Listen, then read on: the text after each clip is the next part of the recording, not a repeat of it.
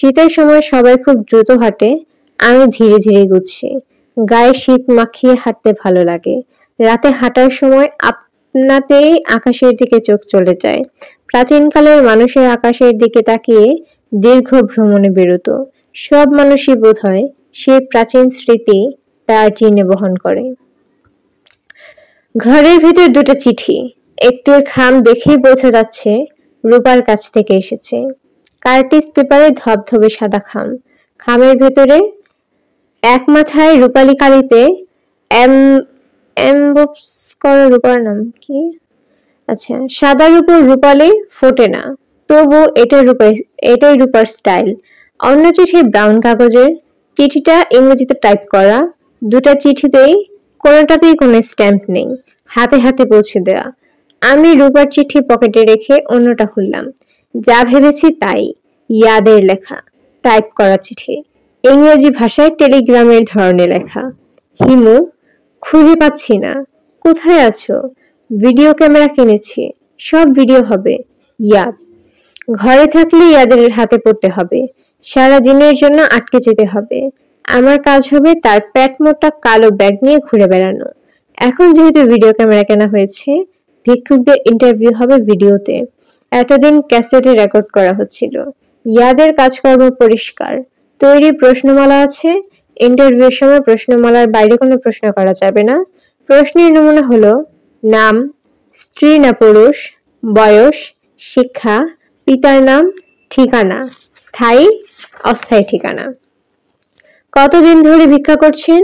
দৈনিক গড় আয়, পরিবারের সদস্য সংখ্যা, সদস্যদের মধ্যে কতজন ভিক্ষুক, খাবার রান্না করে খান না ভিক্ষালব্ধ খাবার খান। এরকম মোট 50টা প্রশ্ন। এক একজনের উত্তর দিতে ঘন্টাখানিক লাগে। 1 ঘন্টার জন্য তাকে 5 টাকা দেওয়া হয়। 5 টাকার চকচকা একটা নোট হাতে নিয়ে অধিকাংশ ভিক্ষুকের চোখ কপালে তুলে বলে, অতক্ষণ খাটনি করে ডেকে দিলেন, আপনার বিচার নাই? আমি ইয়াদকে বলার চেষ্টা করেছি এ জাতীয় প্রশ্ন অর্থহীন।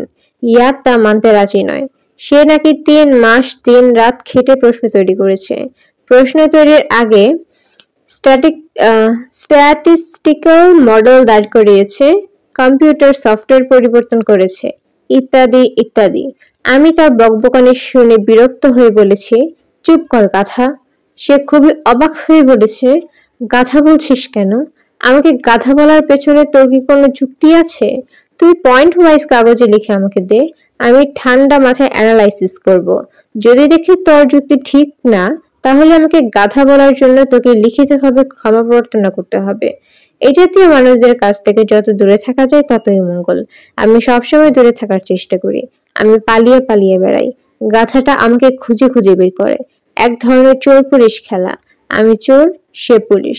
যেহেতু চোরের বুদ্ধি সবসময় পুলিশের বুদ্ধির চেয়ে বেশি, সেহেতু গত 1 সপ্তাহ আমার দেখা পায়নি সে, আজও পাবে না। আমি আবারও বের হয়ে পড়লাম। আমার কোনো রকম পরিকল্পনা নেই। প্রথমে রূপার কাছে যাওয়া যায়, ওর সঙ্গে অনেকদিন দেখা হয় না। প্রিয় মুখ কিছুদিন পর পর দেখতে হয়। মানুষের মস্তিষ্ক অপ্রিয়জনদের ছবি খুব সুন্দর করে সাজিয়ে রাখে। প্রিয়জনদের ছবি কোনো এক বিচিত্র কারণে কখনো সাজায় না, সেজন্য চোখ বন্ধ করে প্রিয়জনদের চেহারা কখনোই মনে করা যায় না। রূপাকে পাওয়া গেল না। রূপার বাবার সঙ্গে দেখা হলো। তিনি ভুরু কুঁচকে বললেন, ও তো ঢাকায় নেই। এই ভদ্রলোক সহজ গলায় মিথ্যা কথা বলেন। রূপা ঢাকায় আছে তা তার কথা থেকেই আমি বুঝতে পেরেছি। আমি বললাম, কোথায় গেছে? সেটা জানার কি খুব বেশি প্রয়োজন আছে? না, প্রয়োজন নেই, তবু জানতে ইচ্ছে করছে। ও যশোর গেছে। ঠিকানা বলবেন? ভদ্রলোক শুকনো গলায় বললেন, ঠিকানা দিতে চাচ্ছি না। ও অসুস্থ। আমরা চাই না অসুস্থ অবস্থায় কেউ ওকে বিরক্ত করুক। অসুস্থ অবস্থায় মানুষের বন্ধু বান্ধবের প্রয়োজন পড়ে। আমি ওর খুব ভালো বন্ধু। ওর ঠিকানা দেওয়া যাবে না। ও কোথায় চলে গেছে বললেন যেন? যশোর। খুব শিগগির ফেরার সম্ভাবনা নেই, তাই না? দেরি হবে। আমি খুব চিন্তিত মুখে বললাম, একটা ঝামেলা হয়ে গেল যে। আজই প্রেস ক্লাবের সামনে রাস্তায় রূপার সঙ্গে আমার দেখা হয়ে গেল। সেই আমাকে বাসায় আসতে বলেছে। ব্যাপারটা আমি কিছুই বুঝতে পারছি না। আপনি বলছেন রূপা যশোর। আপনার মতো বয়স্ক দায়িত্ববান একজন মানুষ আমার সঙ্গে নিশ্চয়ই মিথ্যা কথা বলবে না। তাহলে রূপার সঙ্গে দেখা হলো কিভাবে? ভদ্রলোক তাকিয়ে আছেন, কিছুই বললেন না। তাকে মোক্ষম আঘাত করা হয়েছে, সামলে উঠতে সময় লাগবে। তার মুখের ভাবের পরিবর্তন দেখতে ভালো লাগছে। তোমার নাম হিমু না? জি। মিথ্যা যা বলার তুমি বলেছ। রূপার সঙ্গে তোমার দেখা হয়নি, ও যশোরে আছে। আমার সঙ্গে তুমি যে ক্ষুদ্র রসিকতা করার চেষ্টা করলে তা আর করবে না, মনে থাকবে? জি sir. Get out. Thank you sir. আমি চলে এলাম। এমন কঠিন ধরনের একজন মানুষ রূপার মতো মেয়ের বাবা হলেন কি করে, তা ভাবতে ভাবতে আমি হাঁটছি। রূপার চিঠি এখনো পড়া হয়নি, পড়লেই তো ফুরিয়ে গেল। চিঠির হলো এই ম্যাজিক, যতক্ষণ পড়া হয় না ততক্ষণ ম্যাজিক থাকে, পড়া মাত্রই ম্যাজিক ফুরিয়ে যায়। কোথায় যাওয়া যায়? মেসে ফিরে যাবার প্রশ্নই ওঠে না। ইয়াদ সেখানে নিশ্চয়ই বসে আছে। আমি মোর্শেদ সাহেবের বাসার দিকে রওনা হলাম। খিলগা দূর আছে, অনেকক্ষণ হাঁটতে হবে। কোনো একটা উদ্দেশ্য সামনে রেখে হাঁটতে ভালো লাগে। যদিও জানি মোর্শেদ সাহেবকে পাওয়া যাবে না। কোনো কোনো দিন এমন হয় যে কাউকে পাওয়া যায় না। আজ বোধহয় সেরকম একটি দিন। মোর্শেদ সাহেবকে পাওয়া গেল না, দরজা তালাবদ্ধ। তবে একটা মজার ব্যাপার লক্ষ্য করলাম। বাসারের ঠিকানা বলার সময় তিনি বলেছিলেন 132 নং খিলগা, একতলা বাড়ি, বাড়ির সামনে বিরাট আম গাছ। সবই ঠিক আছে, শুধু আম গাছটা নেই। শুধু এই বাড়ি না, আশেপাশের কোনো বাড়ির সামনেই কোনো আম গাছ নেই। মোর্শেদ সাহেবের বাড়ি ফিরতে দারোয়ান জাতীয় একজনকে পাওয়া গেল। তাকে জিজ্ঞেস করলাম, এখানে কি কখনো আম গাছ ছিল? সে বিরক্ত হয়ে বলল, আম গাছ কেন থাকবে? যেন আম গাছ থাকাটা একটা অপরাধ। আমি খুবই বিনয়ের সঙ্গে বললাম, আপনি এ বাড়িতে কতদিন ধরে আছেন? ছোটবেলা থেকে আছি। এটা কি মোর্শেদ সাহেবের কেনা বাড়ি? যে না, ভাড়া বাসা। তো আর বেশি দিন থাকবো না, বাড়িওয়ালা নোটিশ দিছে। আচ্ছা ভাই, যাই। ওনার কিছু বলা লাগবো? না। আমি আবার হাঁটা ধরলাম। রাত 1টা পর্যন্ত পথে পথে হাঁটতে হবে। ইয়াদ 1টা পর্যন্ত আমার জন্য বাসায় বসে থাকবে না। তাকে রাতে 12টার মধ্যে বাড়ি ফিরতে হবে। নিতুর কঠিন নির্দেশ। নিতুর মতো মেয়ের নির্দেশ অগ্রাহ্য করা ইয়াদের পক্ষে সম্ভব না। নিতুর সঙ্গে দেখা হয়ে গেলে কেমন হয়? ইয়াদের হাত থেকে বাঁচার সবচেয়ে ভালো উপায় হচ্ছে ইয়াদের বাসায় গিয়ে বসে থাকা। সে বসে থাকবে আমার মেসে, আমি বসে থাকবো তার বাড়িতে। চোর পুলিশ খেলার এর চেয়ে ভালো স্ট্র্যাটেজি আর হয় না। Full proof. ইয়াদের বাড়ির একটা হুলস্থুল ব্যাপার। বাইরে থেকে মনে হয় জেলখানা। গেটটাও এমন যে বাইরে থেকে কিছুই দেখা যায় না। বড় গেট কখনো খোলা হয় না। বড় গেটের সঙ্গে সঙ্গে একটা ছোট খোকা গেট আছে। অনেক ধাক্কাধাক্কির পর সেটা খোলা হয়। বাড়িতে ঢুকতে হয় মাথা নিচু করে। একবার ঢোকার পর সঙ্গে সঙ্গে ছুটে বের হয়ে যেতে ইচ্ছে করে, কারণ তীব্র বেগে দুটা অ্যালসেশিয়ান ছুটে আসে। এদের একজন কুচকুচে কালো, অন্যজন ধবধবে সাদা। রং ভিন্ন হলেও এদের স্বভাব অভিন্ন। দুজনই ভয়ঙ্কর, হিংস্র। এদের নাম টুটি, আর অন্যজনের নাম ফুটি। দারোয়ান বলে, চুপ টুটি ফুটি। এরা চুপ করে, তবে এমন ভাবে তাকায় যাতে মনে হয় যে কোনো সুযোগে এরা ঘাড় কামড়ে ধরবে। গেট থেকে বাড়ি পর্যন্ত যেতে খানিকক্ষণ বাগানের ভিতরে হাঁটতে হয়। সেই বাগানও দারুণ বাগান। এদের বাড়ি দোতলা, সিঁড়ি মার্বেল পাথরের। বাড়ির বারান্দায় ইউ আকৃতির কিছু বেতের চেয়ার বসানো হয়। মনে হয় প্রতিদিন চেয়ারগুলিতে রং করা হয়, কারণ যখনই আমি দেখি ঝকঝক করছে। চেয়ারের গদিগুলোর রং হালকা সবুজ। সাদা ও সবুজের এত সুন্দর কম্বিনেশন হয় তা ইয়াদের বাড়িতে না এলে আমি কখনোই জানতে পারতাম না। ঠিক মাঝখানের বেতের চেয়ারে নিতু বসেছিল। নিতু হলো নায়িকা স্বভাবের মেয়ে। সবসময় সেজেগুজে থাকে এবং নায়িকাদের মতো চোখে থাকে সানগ্লাস। দিন রাত সবসময় সানগ্লাস। তাকে যখনই দেখি তখনই মনে হয় সে পার্টিতে যাচ্ছে কিংবা পার্টি থেকে ফিরেছে। স্বাভাবিক ভঙ্গিতে এই মেয়েটিকে একবার আমার দেখতে ইচ্ছে করে, সেটা বোধহয় সম্ভব না। আমাকে দেখে উঠে দাঁড়ালো, হাসি মুখে বলল, যাক, আপনাকে তাহলে পাওয়া গেল। ও খুব ব্যাকুল হয়ে আপনাকে খুঁজছে। কি ব্যাপার খোঁজ নিতে এলাম? ব্যাপার কি আমি জানি না। ভিক্ষুক সম্পর্কিত কিছু হবে। আমি জানতেও চাই না। আপনাকে এমন লাগছে কেন? কেমন লাগছে? মনে হলো ম্যানহোলের গর্তের কাজ করছিলেন। কাজ বন্ধ করে বেড়াতে এসেছেন। ফিরে গিয়ে আবার কাজ শুরু করবেন। এতটা খারাপ? হ্যাঁ, এতটাই খারাপ। আপনি কি গোসল করবেন? না করেন না? শীত সময় কম করি। বাথটাবে গরম পানি দিলে কি আপনি গোসল করবেন? আমার প্রয়োজন নেই। নোংরা থাকতে ভালো লাগছে। নোংরা থাকতে ভালো লাগছে মানে? এটা কি ধরনের কথা? রসিকতা করার চেষ্টা করছি। নিতু ঠোঁট বাঁকিয়ে বলল, রসিকতা বলে আমার কাছে মনে হচ্ছে না। আপনি আসলেই নোংরা থাকতে ভালোবাসেন। যাই হোক, আমার জন্য হলেও দয়া করে পরিষ্কার পরিচ্ছন্ন হয়ে আসুন।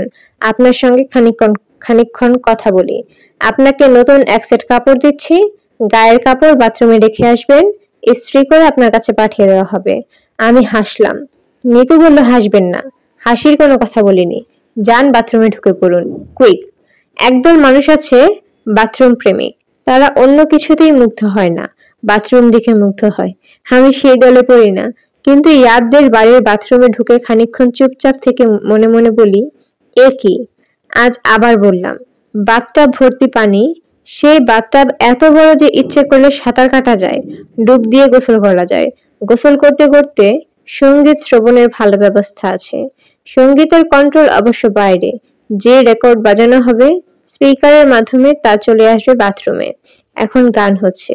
রবীন্দ্রনাথ বেঁচে থাকলে আহত হতেন, কারণ বাথরুমে শুয়ে আমি তার গান শুনছি, মায়ার খেলা। সখী বলছে, ওগো কেন, ওগো কেন মিছে এই পিপাসা, আমি যে আছে আপনার কাছে, নিখিল জগতে কি অভাব আছে। আছে মন্দ সমীরণ, পুষ্প বিভূষণ, কোকিল কুঞ্জিত কুজিত কুঞ্জ। প্রায় ঘন্টাখানেক বাথরুমে কাটিয়ে আমি বের হলাম। গায়ে ধবধবে সাদা পাঞ্জাবি পায়জামা, একটা হালকা নীল উলের চাদর, পায়ে দিয়েছি চটি জুতো, সেগুলোও নতুন। আয়নায় নিজেকে দেখে নিজেরই লজ্জা লাগছে। নিতু বলল, বাহ, আপনাকে ভালো দেখাচ্ছে। আসুন, খেতে বসুন। চা খান। বিভিন্ন খাবারের জন্য এদের বিভিন্ন ঘর আছে। চা খাবার জন্য আছে টি রুম। আমরা দুজন টি রুমে বসলাম। পট ভর্তি চা, সঙ্গে অ্যাস্ট্রে এবং টিন ভর্তি সিগারেট। নিতু বলল, চা নিন, সিগারেট নিন। যাওয়ার সময় টিনটা নিয়ে যাবেন। এটা আপনার জন্য। আচ্ছা, নিয়ে যাব। এখন আপনার সঙ্গে আমি কিছুক্ষণ খোলামেলা কথা বলবো। যা জানতে চাইবো আপনি দয়া করে উত্তর দেবেন। দেব। ইয়াদ আপনার কিরকম বন্ধু? ভালো বন্ধু। ভালো বন্ধু যদি হয় তাহলে ওকে আপনি গাধা বলেছিলেন কেন? গাধা এক ধরনের আদরের ডাক। অপরিচিত বা অর্ধপরিচিতদের গাধা বলা যাবে না। বললে মেরে তক্তা বানিয়ে দেবে। প্রিয় বন্ধুদেরই গাধা বলা যায়। এতে প্রিয় বন্ধুরা রাগ করে না, বরং খুশি হয়। আপনি কি জানেন ইয়াদ অন্য 10 জনের মতো নয়, সে সবকিছু সিরিয়াসলি নেয়। আপনি গাধা বলায় সে সারা রাত ঘুমাতে পারেনি, জেগে বসেছিল। একটা খাতায় নোট করেছিল কেন তাকে গাধা বলা যাবে না। আমি হাসতে হাসতে বললাম, সে যা করেছিল গাধা বলার জন্য তাকে যথেষ্ট নয়? না, যথেষ্ট নয়। ভবিষ্যতে কখনো তাকে কথা বলবেন না এবং তার মাথায় কোনো অদ্ভুত আইডিয়া ঢুকিয়ে দেবেন না। আমিও মাথায় কোনো অদ্ভুত আইডিয়া ঢুকাইনি। ঠকিয়েছেন। আপনি ওকে বলেছেন ভিক্ষুকদের জানতে হলে ভিক্ষুক হতে হবে, ওদের সঙ্গে থাকতে হবে, ওদের মতো ভিক্ষা করতে হবে। বলেননি এরকম কথা? বলেছি। আপনি তা বিশ্বাস করেন? করি।